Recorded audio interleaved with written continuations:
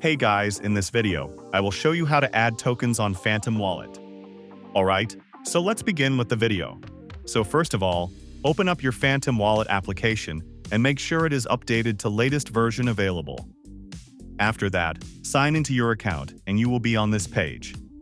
Now, in order to add your tokens, you just need to click on Manage Token List, and you will be taken to this type of page where all of your tokens will be displayed. Here you will see you just only have 4 options. Now, in case you are wondering whether you can add some other or not, unfortunately, you cannot add some other tokens even if you want to other than these 4 tokens. So that's the downside of using this. So don't waste your time around in order to find a solution for it, because at the end, you cannot even add any other token other than these 4. So that's basically how you can add tokens on Phantom Wallet. So that's all for this video. If you find it helpful, consider subscribing and giving this big thumbs up. And I'll catch you in the next one. Thanks.